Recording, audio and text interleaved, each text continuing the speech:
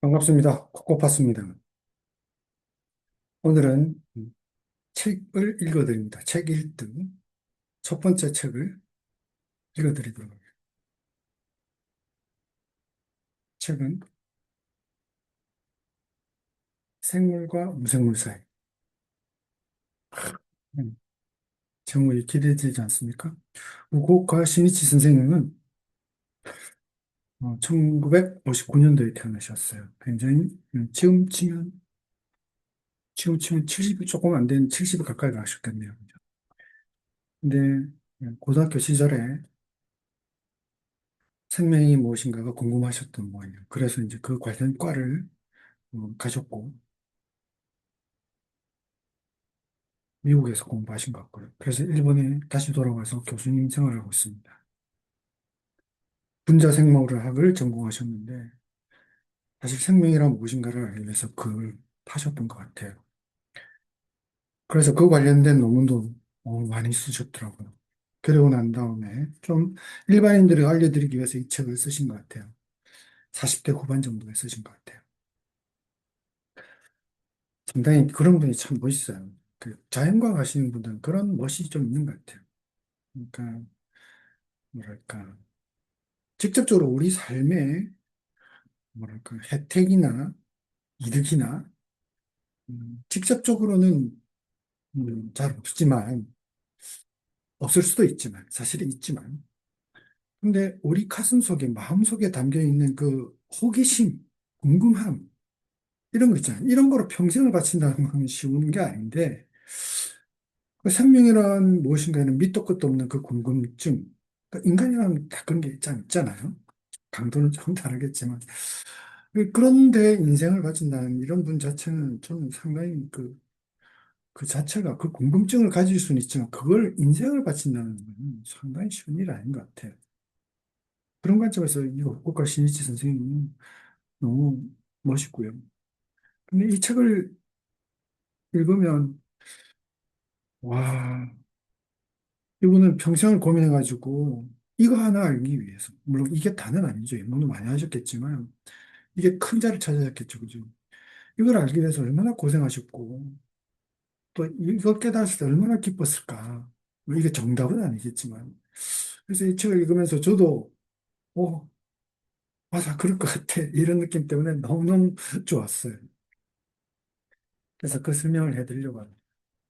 이 책은, 어, 제가 볼 때는 이게 일본 사람이긴 한데, 일본 사람의 아주 그 정교한 어떤 스텝발로 다 하는 거와 정리가 아주 깔끔하게 딱 하는 이런 일본 사람의 특징들이 있는 것도 있어요. 갖고 있는데, 약간 미국에서 공부했는지 미국 스타일의 글도 쓰고 있어요. 미국 스타일의 글이 뭐냐면, 뭐 주변 말이 많아요. 뭐 도로가 어땠으면 내가 얼마큼 가면 뭐가 있고 거기에는 어떠하면 이런 어떤 이야기가 많은데 다 빌드업이죠. 그죠?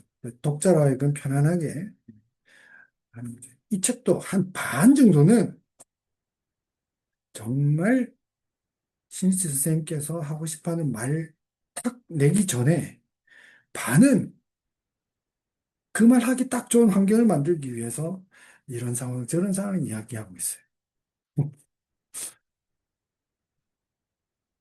재밌습니다. 저희가 미국에 간 이야기, 미국에 가서 연구자들을 만났던 그런 이야기들도 있고, 또 한편으로는 자기가 자신이 하고 싶어 하는 말에 필요한 어떤 사전 지식들, DNA가 뭔지, DNA는 염기로 되어 있는데, 염기는 어떤 것이 있고, 또 그 염기를 발견하게 되는 사람과 경위와 또 그런 과정 속에서 벌어졌던 수많은 연구들, 이런 것들을 쭉 설명하고 있어요.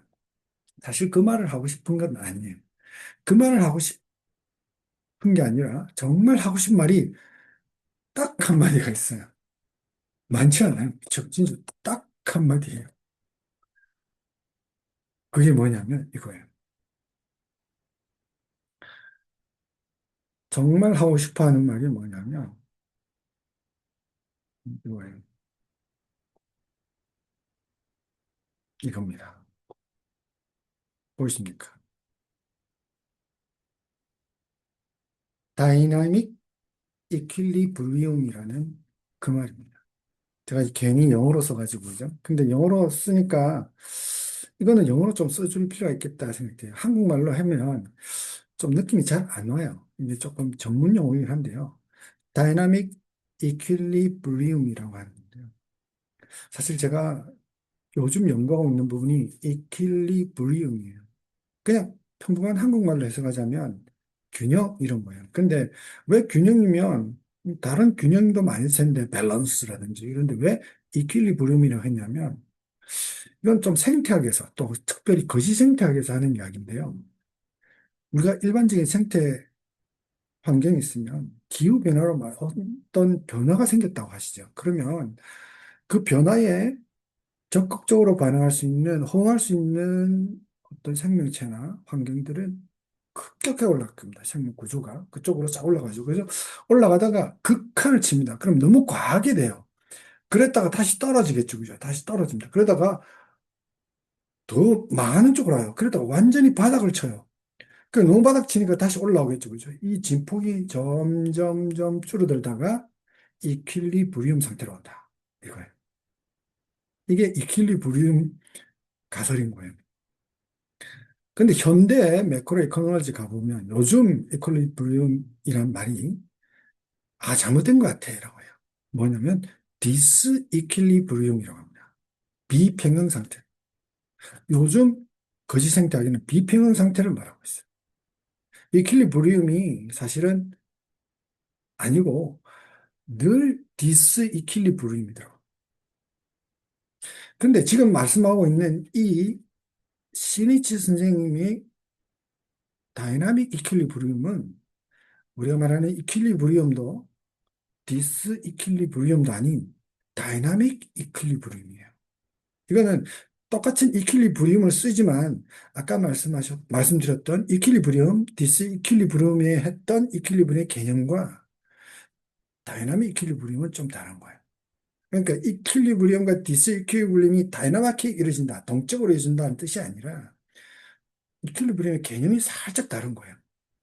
앞에 말했던 이퀄리브리움과 디스이퀄리브리움은 어떤 평형 상태를, 그 밸런스 상태를 찾아가는 게 어떤 게 상태가 있어요. 어떤 기후 변화가 있으면 그 변화에 맞는 어떤 상태를 향해서 점진적으로 찾아간다는 뜻이에요. 근데 기후 변화는 늘 변하기 때문에 그게 항상 디스이퀄리브리움처럼 보인다는 거죠. 설사 이퀄리브리움이 있다 하더라도 디스이퀄리브리움 상태로 렉 상태, 그러니까 지연된 상태가 있다는 거죠. 이게 이제 이런 거죠. 찾아가는. 근데 다이나믹 이퀄리브리움, 동적 이퀄리브리움은 뭐냐면 조금 개념이 달라요. 그게 뭐냐면 이거예요.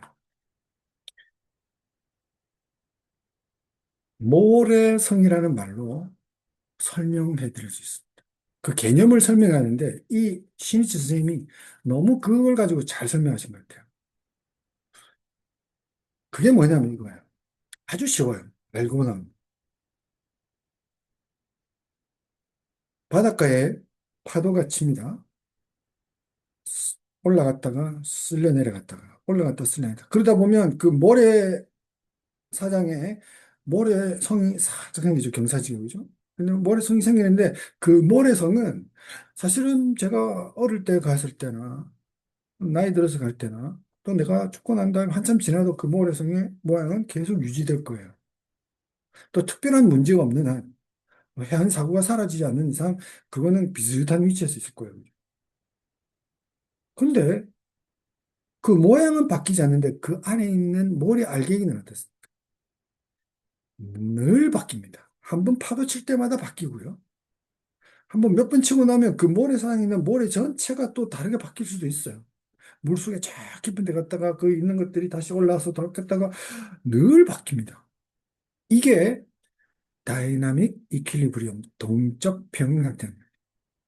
무수무수히 움직이고 동적인데 어떤 패턴들, 어떤 형태는 균형을 이루고 있더라고요. 모래 알갱이는 늘 바뀌지만 그 모래가 바뀌는 과정 속에 그 모래성의 패턴들을 유지하잖아요. 이게 다이나믹 이퀄리브리움의 개념을 설명하기에 딱 좋은 것 같아요. 너무 잘 설명하셨어요. 느낌 딱 오지 않습니까? 이 다이나믹 이퀄리브리움을 처음 말씀하셨던 게 이제 루돌프 쉔하이머, 쉔하이머가 하신 것 같아요. 상당히 천재 같아요. 이분이 이 말을 쓴 게 그 DNA 발견한 논문을 발표한 게 아마 1953년인가 그랬죠, 그죠? 왓슨과 크릭이라는 사람이 그 발표하기 전에 돌아가셨어요. 41년도에 돌아가셨어요. 그 전에 이분은 지금 현재 그 DNA 구조를 알고 있는 상태가 아닌 상태에서 이런 거를 말씀하셨어요. 생명이란 다이나믹 이퀄리브리움이다. 라고. 대단하죠. 어쨌든, 시니치 스님도 역시 마찬가지로 생명이란 무엇일까 할 때, 생명은 다이나믹 이퀄리브리움의 성격을 가지고 있다. 생명은 다이나믹 이퀄리브리움이다. 라고 말해요. 재밌죠, 그죠? 근데, 근데 그게 뭐가 그래 다이나믹 이퀄리브리움이 생명이라고 할 수 있지? 그게 뭐지? 라고 살짝 와닿지 않을 수 있어요. 그래서 생각해 보면 이거예요. 설명하기를 좀 어려운 설명이 들어갈 겁니다. 신일체 선생님은 한 예를 듭니다. 예의 핵심은 내부의 내부는 외부다. 라는 한 예를 듭니다. 우리 몸의 다이나믹 이퀄리브리움의 예를 내부의 내부는 외부다. 라는 설명으로 시작되는 한 덩어리로 그 예를 듭니다. 이게 무슨 말이냐면 이거예요. 이게 세포예요. 세포예요. 아니, 세포라고 한다면 세포 밖이고 세포 아니겠죠. 그죠? 근데 세포, 우리가 알다시피 늘 세포 공생설을 하게 되면 어떤 세포가 다른 세포를 잡아먹을 수 있잖아요. 잡아먹는 과정이 이 세포막이를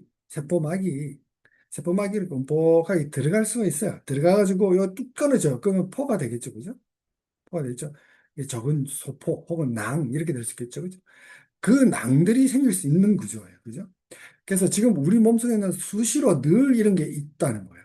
이런 낭을 이루고 낭 안에 뭔가를 만들어서 배출하는 거예요. 이 뭔가는 대부분 다 단백질이나 우리 대사 과정에 필요한 어떤 분자, 물질들 이런 것들이에요. 그래서 만약에 단백질 같은 거를 하나 다른 세포로 주거나 다른 기관에 배포하려고 할 때 보면 이런 식으로 한다는 거예요. 이런 식으로. 가령 이런 거죠. 여기 핵이 있어요. 핵에서 DNA에서 정보를 RNA가 받아서 나와요. 그러면 RNA 받아와가지고 어떻게 하죠? 소포체에 가가지고요. 소포체에서 리보솜을, 리보솜과 소포체 안에서 단백질을 합성합니다. 그죠? 그 단백질을 하죠. 소포체가, 그죠? 그 소포체가 단백질을 합성하고 소포로 되어 있습니다. 그죠? 그게 이동해가지고요. 골지체로 갑니다. 골지체로 가게 되면 골지체 안에는 그 단백질도 있지만 지질도 있고 이렇게 해서 적절하게 이 단백질을 정제를 합니다. 진짜 우리 몸에 필요한 거로. 그래서 정제 가공하고 진짜 필요한 상태로 만든 다음에 보내줘요. 그 보낼 때 어떤 상태가 있냐면 아까 위에 차트가 말씀 것처럼 요런 것처럼 보낼 단백질을 모아서 낭을 하나씩 만들어요. 응? 응? 막을 뚝 떼내가서 만들고 세포 막에 붙어가지고 반대로 벌어져서 보내는 거예요. 이런 작업이 우리 몸속에서 일어나는 거예요. 호르몬이든 무슨 대사물질, 단백질, 지질 이런 것들을 분배하거나 이동시킬 때 이렇게 한다는 거예요. 그래서 지금 이 설명을 하는 이유는 이 자체를 이해하자는 게 아니라 이 부분을 이해하자는 거예요. 이 소포 혹은 낭을 어떤 식으로 만드냐. 왜냐, 이 낭을 만들어야 물질들을 배포할 거 아니에요. 그죠? 낭을 만들어야. 낭을 어떤 식으로 만드냐면, 낭을 만들 때 관련되는 게 이런 것들이라는 거예요. 이게 우리가 막을 형성하는 인지질이라고 생각하시죠. 인지질. 요게 한 아이처럼 보이는 요런 것들을 인이라 생각하고, 여기 지질이 두 개가 붙어 있겠죠. 지질이, 띵띵 붙어 있겠죠. 띵띵, 띵띵, 띵, 인이 붙어 있고요. 그죠? 근데 그 인에 어떤 물질을, 풍선을 들고 있어요. 애들이. 풍선을. 풍선을 들고 있어요. 골고루 들고 있어요. 그죠? 골고루 들고 있는데, 만약에 우리 세포 안에 가만히 있을 때는 pH가 7.2에서 7.1 정도 약간 알칼리성에 가까운 중성인데 만약에 이것이 pH 6.2에서 6.7 정도 약간 산성으로 옮기게 되면 이 풍선이 이렇게 모인답니다. 근데 재밌는 거는 이 풍선 하나하나들이 실제적으로는 이제 실제 명으로 하면 GP2라는 단백질이에요. GP2의 단백질의 이 풍선 모양에 있는 해당되는 위치의 모양이 마른 목걸이래요. 위가 짧고 뒤가 긴 거. 위가 짧고 뒤에 긴 게 이런 식으로 풍선처럼 모이게 되면 이렇게 일렬로 붙어 있는 게 아니라 이렇게 휘어지겠죠. 그죠? 그것이 많이 모이면 이렇게 둥그랗게 있겠죠. 그죠? 그러다가 여기가 뚝 끊어지게 되면 낭이 형성돼요. 그러니까 GP2라는 단백질을 관찰하는 거예요. 그리고 반대로 만약에 제스포막에 붙어서 이제 배출하려고 한다면 반대로 음, 약간 산성에서 약간 알칼리로 옮기게 되면 다시 펼쳐서 열리겠죠. 그죠? 그런 과정을 통해서 한다는 거예요. 그런데 재밌는 거는 여기서 재밌는 거는 진짜 하고 싶은 말 이거예요. 신지 선생님께서 이 GP2 단백질을 부분적으로 없애봤어요. 그럼 무슨 일이 벌어질까? 뭔가 이거 버벅대야 될 거 아니에요. 부분적으로 없앴으니까, 그죠? 약간 효율이 떨어지는가 이래야 될 거 아니에요. 그죠? 그러니까, 소포체에서 골지체를 통해서 단백질을 막 뿌려줘가지고 그것들이 어떤 작용을 해야 될 거 아니에요. 어? 우리가 몸에 생명 활동을 할 건데, 어? 조금 더 변화가 없더라는 거죠. 그래서 GP2를 다 없애봤어요. 무슨 일이 벌어질까요? 그럼 죽어야 될 거 아니에요. 죽든, 뭐, 몸에 뭐 엄청난 쇼크가 와야 될 거 아니에요. 근데 아무 일이 없이 아주 정상적이더라고요. 아니, GP2 없는데, 그럼 무슨 일이 벌어졌을까요? 동적 평형 상태라고. 동적 평형. 부분적으로 없앴을 때, 수많은 GP2들이 채워가지고 동적 평형 상태를 이루어져 버리는 거예요. 그 패턴을 유지하는 거예요. 동적으로 평형 상태를 만들어 버리는 거죠.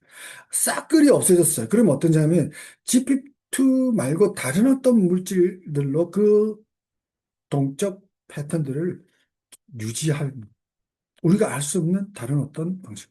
어떤 그 패턴을 유지하더라는 거예요. 동적 패턴을 찾아. 와, 신기하죠? 그런데 만약에 GP2라는 단백질을 없애는 게 아니라 손상을 시키면 어떻게 될까요? 손상. 가령 여기에 여기 약간 잘라버린다든지, 그죠? 뒤집어 버린다든지, 이러면 어떨까요? 그러면 시름시름 아프고 병이 걸린다는 거죠. 동적 평형 상태라. 부분적으로 약간 변형시켰다는 거를 아까 모래성의 예를 들어보면, 그죠? 모래성에 약간의 차이는 있겠지만 크고 작은 아주 일정 크기 정도의 모래알들이 있겠죠. 그죠? 대략 비슷합니다. 그죠? 근데 만약에 그 중에 이따만한 어떤 돌덩어리가 툭 떨어졌어. 바위 같은 거나. 큰 바위는 아닌데 떨어지면 어떻게 되죠? 모래성의 모양이 살짝 바뀌겠죠. 또 그 패턴들이 바다의 썰물, 밀물, 바다의 파도들이 그걸 없앨 때까지, 아픈 걸 없앨 때까지는 그 모래성 모양은 바뀌겠죠. 그죠? 그런 개념인 거죠. 아, 그렇게 보면, 그렇게 보면 이거예요. 사실 그 말이 지금 이 시점에서는 상당히 쉽게 와닿아요. 우리 몸도 생각해 보세요. 우리 몸도. 우리 피부 하나하나는, 피부세포 하나하나는 한 3개월 있으면 요거 죽고 다시 생기잖아요, 평균으로. 그래서 한 3년 지나면 우리 몸에 있는 모든 세포가 다 바뀌어요. 그러면 3년 전의 뇌와 3년 후에 나는 물질적으로 따지면 완전히 다른 거죠. 전혀 달라졌으니까, 물질이. 그런데도 나는 나잖아요. 동적 평행상태인 거죠. 내가 비록 부분적으로 바뀌더라도 만약에 내 몸에 한 30분의 1씩 바뀐다죠, 한 달에. 30분의 1씩 바뀌어요. 그럼 이 부분은 아까 거랑 달랐고, 이 부분은 달랐잖아요. 그래도 여전히 저는 저예요. 그죠? 이런 동적 평형 상태가 우리 몸 곳곳에, 생명체 곳곳에서 이루어지고 있다는 거예요. 지금 우리가 말했던 건 아까 말했던 단백질을 뿌리는 데만 한 예를 들었지만 뿌리는 것뿐만 아니라 모든 것. 우리 형태 유지하는 것들, 또 밥 먹고 소화시키는 것들도 그 나름대로 돌아가는 패턴인데 모든 것들이 동적 평형 상태라는 거예요. 생명은 동적 평형 상태다. 와, 상당한 인사이트를 주는 겁니다. 이게, 그래요. 그게 뭔데? 그러면 생명 전체를 다 뭐라고 할 수는 없겠지만, 아, 생명이 이거구나라는 거를 느낄 수 있게 돼요. 근데 여기서 한번 질문을 던지고 싶어요. 모래성도 다이나믹 이퀄리브리움을 했어요. 그러면 모래성도 생명이어야 되지 않나요? 생명이라고 할 수 있나요? 생명이란 다이나믹 이퀄리브리움이라고 했잖아요. 생명이란 동적 평형 상태다라고 말했잖아요. 그러면 모래성도 동적 평형 상태를 이뤘기 때문에 모래성도 생명이네? 그죠? 사실 생명을 정의하는 게 쉽지 않습니다. 불가능 모르겠죠. 가능 불가능에 저는 좀 그 정도를 오래 생각해 보지 않았기 때문에 제가 뭐라고 할 수는 없어요. 그러나 쉽지 않다. 지금 현재 정확하게 생명을 정의 내리거나 규정할 수 있는 게 아닙니다. 상당히 어렵습니다. 그죠? 그래서 단순히 이 책은 생명을 정의하려고 들지 않습니다. 생명을 정의하기 위해서 생명이란 동적 평형 상태야! 라고 하지 않습니다. 왜? 그렇게 하는 순간, 그러면 모래성도 생명이거든요. 그래서 제목 자체가 어떻게 되어 있느냐? 제목 자체가